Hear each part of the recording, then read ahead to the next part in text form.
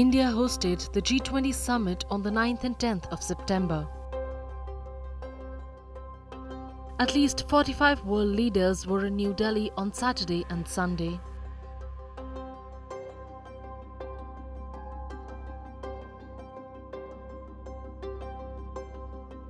After the historic G20 summit, all the leaders left India except for two. Saudi Crown Prince Mohammed bin Salman stayed back in New Delhi. He undertook his official trip, which was already part of the schedule. However, the second leader who had to stay back was Canadian Prime Minister Justin Trudeau. Was he also on an official trip? Well, not exactly. He just got unlucky. On the night of 10th September, Canada's Royal Air Force noticed an issue with Trudeau's aircraft. The engineers and technicians grounded the Prime Minister's plane. Canada's Prime Minister flies in an Airbus 150 Polaris. These aircraft are maintained by the country's Air Force.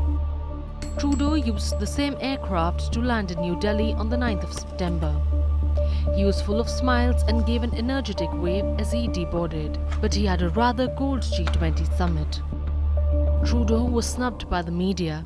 He was also pulled up by Indian Prime Minister Narendra Modi for the anti-India activities in Canada.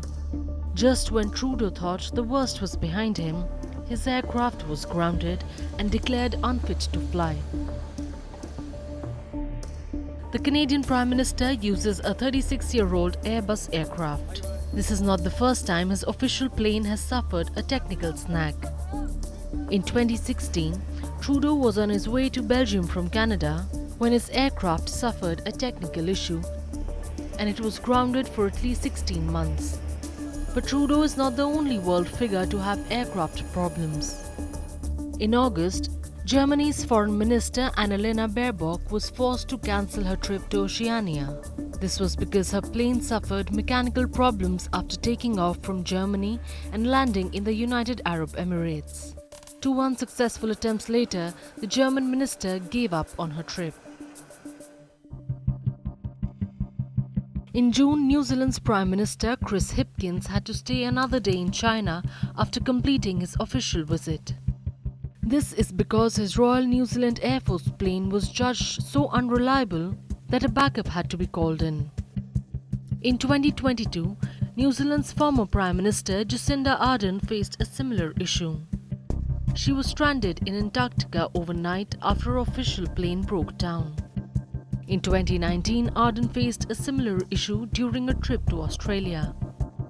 She was forced to take a commercial flight back to New Zealand from the Australian city of Melbourne.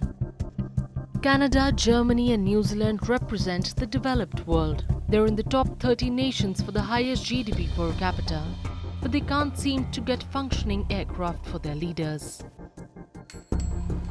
Canada's aircraft suffered major technical faults.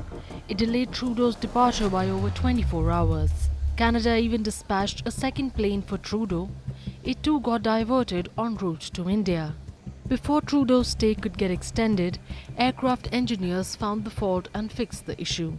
They gave the green light for the plane to fly out, and the Canadian Prime Minister breathed a sigh of relief, as he finally got to fly out after an unexpected stayover in India.